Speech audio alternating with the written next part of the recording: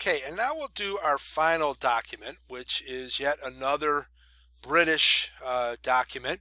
And the context of this is what's called the Balfour Declaration.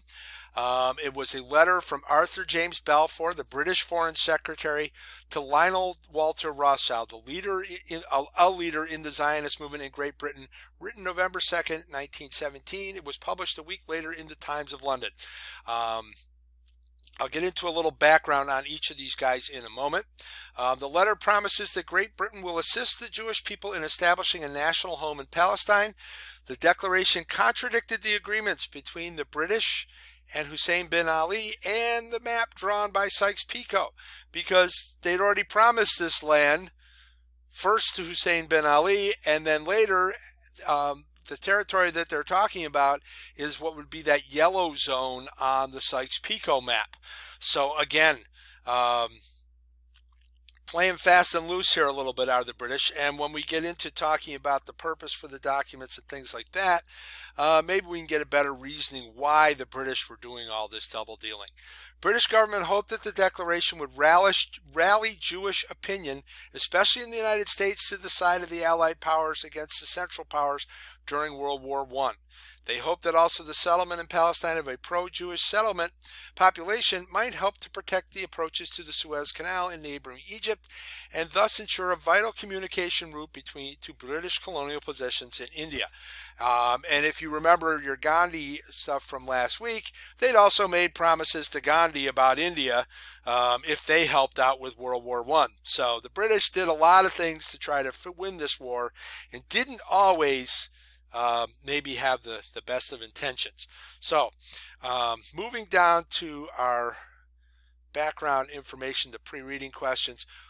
Who wrote this? Arthur Balfour, British Foreign Secretary. He is similar to the American Secretary of State. He is in charge of all foreign policy for the British Empire. Written in 1917, so it's a year after Sykes-Picot, 2 years after Hussein bin Ali. Primary source again, and it's a letter.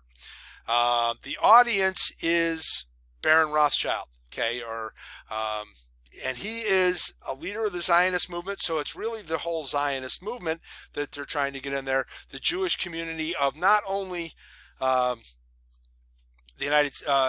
but also the United States. And Rothschild also holds a key position, is that his family, at least at this point in time, is one of the most powerful banking companies in the world. And the British needed money to fight this war, so they were probably borrowing heavily from Rothschild. So keeping his support for the war was a big deal. So what do we know about the Foreign Secretary, about Arthur Balfour? Well, again, Foreign Secretary. He would know about McMahon Letter and Sykes-Picot. Neither of those went on without him knowing about it. So he is well aware of what they're going to do. But as I've already said, he's trying to help win the war, as well as protect British interests. Rothschild's a banker. They need British money. There's a lot of things, moving parts here with this. And it's all in with World War I going on. So let's take a look at our declaration. It's a very short piece, okay? It says, Dear Lord Rothschild, because Rothschild is a member of the British House of Lords. He is a British nobleman. And their family is prominent both in Britain and France. And he says, I have the much pleasure of conveying to you on behalf of His Majesty's government the following declaration of sympathy with Jewish aspirations or hopes, which have been submitted to and approved by the cabinet. Okay, so they're gonna, we're for this. We've decided as a government we're for this. His Majesty's government view with favor the establishment in Palestine of a national home for the Jewish people, and will use their best endeavors to facilitate the achievement of this object. So that's a pretty open-ended promise there. Best endeavors to facilitate. They're going to attempt to achieve the goal, and take action to the process easy or easier. It being clearly understood that nothing shall be done which may prejudice the civil and religious rights of existing non-Jewish communities in Palestine. That means the Arabs, or the rights or political status enjoyed by Jews in any other country. So they're not going to make this contingent on any other group of Jews or violating the rights of the Palestinians. And that we're going to find as we go forward is going to be a little tough. Should be grateful if you would bring this declaration to the knowledge of the Zionist Federation because they want their support. Okay, so let's just look and see how we did here on the close reads. Okay, how does Balfour do it? Well, they said with sympathy, and they will view with favor the attempts to establish a Jewish homeland in Palestine and will help to achieve it. And that's basically what he says. He does put a stipulation on that, meaning a condition, and it says they need to protect the rights of Arabs already living there because... Okay, picking back up. Sorry about the phone call there. So he puts the, I think we were on number 2, the stipulation that Balfour puts in there is that you need to protect the rights of the Arabs already living in Palestine and any other group that's living there in Palestine because they're not just Arabs, there's also Christians and others in there. Okay. Then he says the British will use their best endeavors to facilitate the achievement of establishing a national home for the Jewish people.